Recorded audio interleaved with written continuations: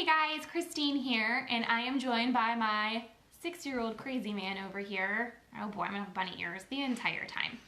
So, we're gonna talk to you guys today about road schooling because road schooling is a humongous part of our homeschool. And we are constantly traveling. We are constantly trying to find ways to incorporate those travels into our schooling. And this kid's gonna distract the heck out of me. He keeps fiddling with everything over here. So anyway, we try to find all kinds of ways we can have travel be a part of our education and our homeschool. So I want Mr. Man over here to tell you his favorite part about road schooling before we dig into what road schooling is and how we make it work. What is your favorite part about road schooling? I like learning about new animals and knowing new national parks and seeing bears and elk and deer. Yeah, so what do we learn about the animals when we're traveling?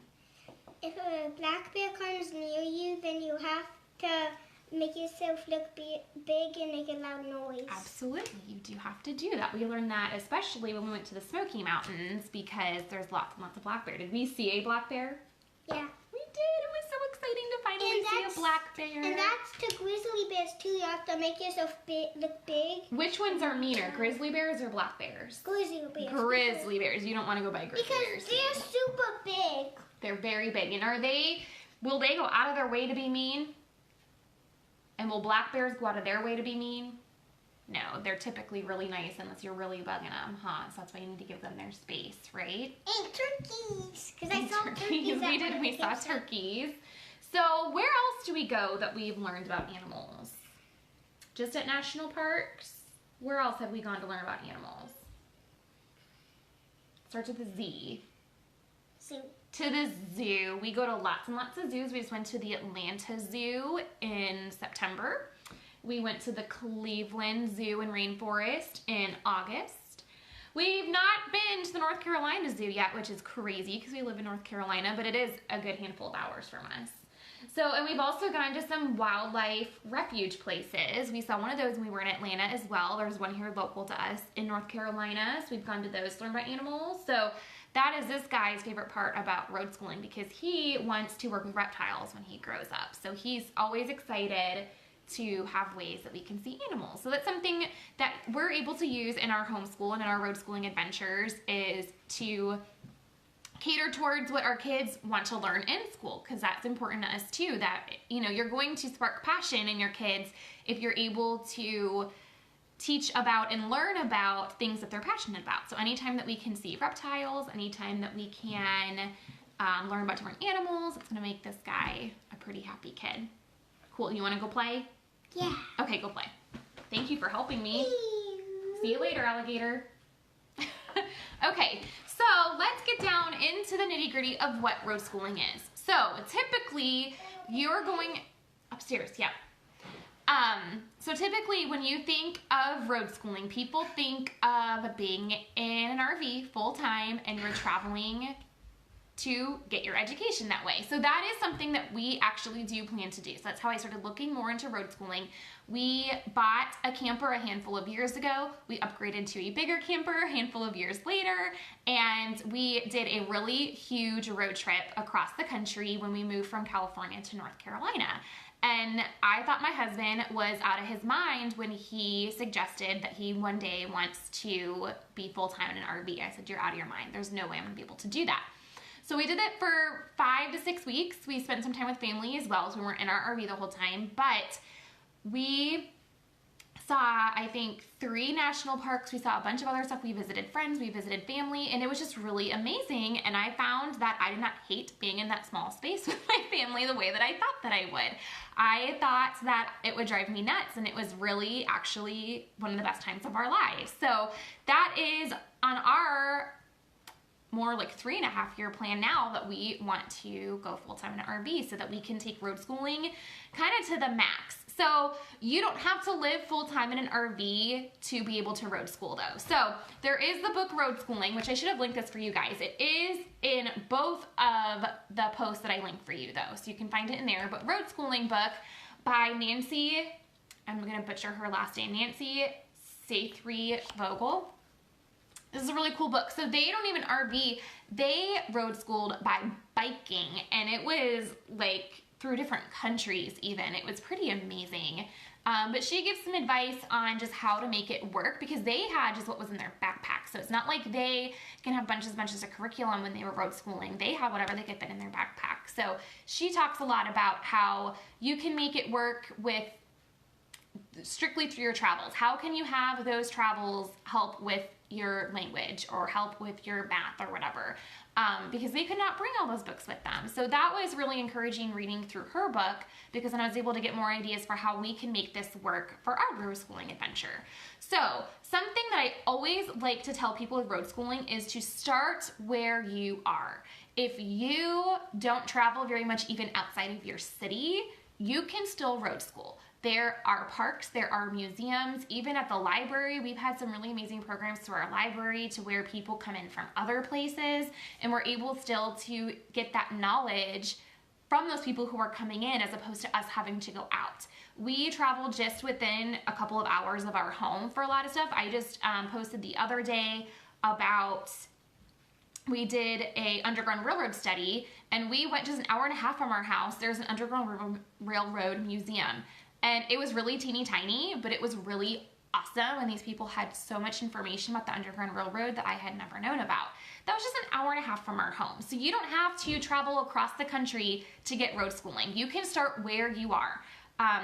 We even did a virtual, it was a live streaming virtual tour of a historic building that, again, it's about 2 hours from us. Me and my husband have been there years and years ago. We want to take the kids there, but they offered a virtual live streaming tour of this house. And so they got all this background information. We were able to watch it in our own living room and get all this information about a historical house that talked about the Revolutionary War, and it talked about slavery, and it talked about just how life was during colonial America in an upper class house that has servants and all of that. So you don't have to go far for road schooling. Start where you are. See what opportunities you have near you. Plan your vacations then around educational opportunities. So even my friend, I always love talking about this, when they took a trip to Disneyland, they turned it into an educational opportunity. They got the Who Was Walt Disney book. They went through that. They learned about the history of just Disney altogether. They even brought in like the Hall of Presidents. Hello, that's a whole lesson when you're at Disneyland, right? So that's another way you can get road schooling in when you are taking vacations. We went to Hershey, Pennsylvania this past summer. So I love those Who Was books. You guys can find those in my shop too.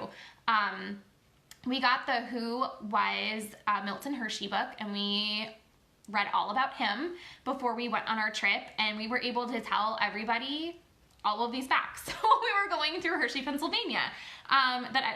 It was part of, we even did a trolley tour, and almost everything he said in the trolley tour we knew just from reading our Who Was book.